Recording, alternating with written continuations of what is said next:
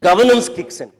And for governance to kick in, you have to rise above partisan party politics and work in partnership with constructive cooperation in a federal structure. That's what Mr. Patnaik has always believed in, and that's what Amit Shah ji, in fact, said, that this is the reason that I appreciate Mr. Patnaik's role as Chief Minister. I cannot support a no confidence motion against a central government today, even though we are against the BJP as a political party. But the central government, which may not have given us our entire wish list. No central government ever can give every state government's entire wish list. I recognize that fact. There are fiscal constraints where resources are in short supply, and therefore it's not possible for every central government to give into every state government demand. But in terms of rise in coal production, in terms of mineral royalty revision, which has long been Odisha's just demand, in terms of the removal of an export tax on iron ore and manganese ore, which was vital for Odisha's fiscal management. In terms of, the other day there was a bill for exploration of offshore minerals, which has long been our demand. In terms of, in my constituency, a Puri International Airport, which has again long been a dream of the people of Puri. Now that is well underway. Yesterday, Mr. Scindia very kindly said in the House that it is virtually in the last stages of completion of plans, and therefore construction should start very soon. In terms of the Puri Heritage, Jagannath Puri Heritage Corridor, which was opposed by some of my distinguished colleagues, I shall not name them, but which the central government ensured the ASI gave permission for it. So I am grateful, therefore, for many things that the central government has done for Odisha, which is why, in any case, I am unable to persuade myself on behalf of my party and my leader to support a no-confidence motion today, which has been brought by the Congress party. Let me now come to the merits of this particular no-confidence motion that they have allegedly brought on one count alone, that is to bring the Prime Minister to the House. That seems to be the reason why this no-confidence has been moved, that the Prime Minister should be brought to this House. He is avoiding the House and avoiding speaking on Manipur. Mr. Chairman, I have always believed that the Congress party is adept at snatching defeat from the jaws of victory. They are also very adept at cutting their nose to spite their face. And I say this advisedly. They know every time the Prime Minister has got up to speak on the floor of this House, and I think his worst political adversaries will recognize the fact that he is a peerless orator. There is no question. I don't think there is an orator today in India who matches him. There's no question. Everybody recognizes that fact. So every time he gets up on the floor of the House, he puts the Congress party through the shredder. I mean, they actually go through a shredding machine. So I cannot understand why they should cut their nose to spite their face, ask him to come to the House and put them through the shredder, as I have no doubt he will when he replies on Thursday. So this defies common sense, it defies logic, it defies political sense. I believe that there are other arguments that would have been more persuasive. The people of this country will decide if the Prime Minister has chosen not to speak, whether that was right or that was wrong. It's for the people to decide. And you have to take that case to the people. You don't bring a no confidence which is doomed to fail in any case. At the threshold, you know your no confidence is doomed to fail. You don't bring it needlessly and waste the time of the House.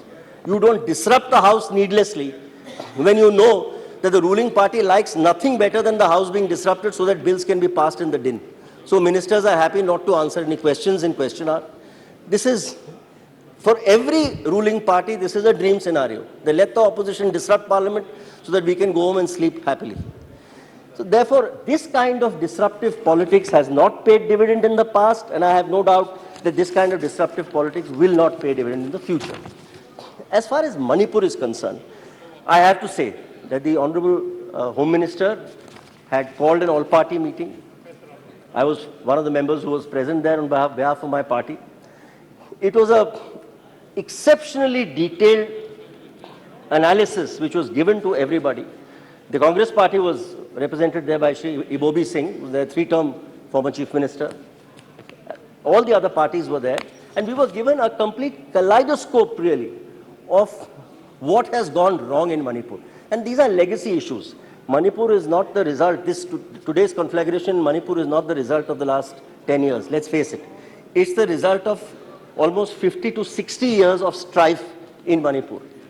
The fact of the matter is that this entire issue has boiled over, not now, it has boiled over 3 or 4 times in a major way through the 80s and the 90s. This was somehow capped until, very unfortunately, the Manipur High Court in a PIL suddenly woke up one fine morning. In a 20-minute hearing without pleadings being completed, the High Court passed what, according to me, is one of the most ill-advised orders that this country has ever seen, of giving a direction to the state government to immediately consider within 4 weeks the giving of ST status to a particular community. Firstly, this is totally without jurisdiction because the state government can't do it. It's something only the central government can do. So the High Court not only passed a totally erroneous order, but passed an order without hearing all the parties, without affidavits being completed, without any kind of rationale or logic. It simply passed an order which the Supreme Court severely deprecated. The Honorable the Chief Justice's Court on 19th of May severely deprecated the High Court order. But I believe the central government missed a trick there. I believe the central government, in asking for the matter to be remanded back to the High Court to be heard there, was a huge error. And I pointed this out at the meeting, that the central government should have been happy to let the matter rest in the Supreme Court's lap.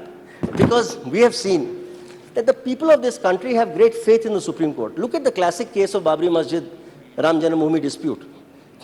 For decades, this dispute could not be resolved until the Supreme Court sat down, gave a judgment, and both parties accepted it graciously. So I believe that if this issue had been left to the Supreme Court, tempers would have cooled. Instead, the matter went back to the High Court, and the High Court, again in a totally ill-advised order, instead of cancelling the last order, simply revised the order and said, all right, instead of 4 weeks, you take 1 year to decide this matter. Which means the sword of Damocles, therefore, kept hanging, and this is what has constantly created the kind of friction that we have seen. Mr. Chairman, I have to say that what has happened in Manipur today is, as Mr. Patnaik says, heart-rending. And he has asked me to, in fact, mention in the all-party meeting and to speak today and say that all parties must speak in one voice. What this parliament cannot afford is a no-confidence motion against the central government, because every political party must give their constructive suggestions at the moment to say what is possible, what can be done, because you are really trying to fit a square peg in a round hole there. That's the problem today. So therefore, you have to give constructive suggestions rather than blaming the central government for what is clearly a legacy issue running back several decades. There is no question that blame has to be apportioned to the state government. Every right-thinking person has said so. Every right-thinking person has said that the Chief Minister ought to have conducted his politics and his policies on the basis of Raj Dharma, which perhaps has been lacking there. There is no doubt about it. But I don't know whether the central government would have been better advised to have brought in President's rule, because clearly there was no alternative to this Chief Minister. Therefore, if the President's rule had to be imposed there, I'm not sure that that in this country has ever worked satisfactorily in other states as well. So it is really a Hobson's choice, and that the central government was confronted with. And that is something that I think all political parties honestly should have considered and should have felt, therefore, that the need of the hour is to speak in one voice and not to speak in a fractious tone. And I'm going to conclude in a short while. The heart-rending scenes that we have seen with regard to the atrocities on women in Manipur is not new to us. This is seen everywhere in the world where there is strife, where there is this kind of conflict, where there is this sort of internecine warfare. We have seen this in sub-Saharan African nations, in Burundi, between the Hutus and the Tutsis. We've seen this in Rwanda, for instance. We've seen this in Bosnia-Herzegovina. We've seen this in Serbia. So this is endemic unfortunately, to our society and our polity.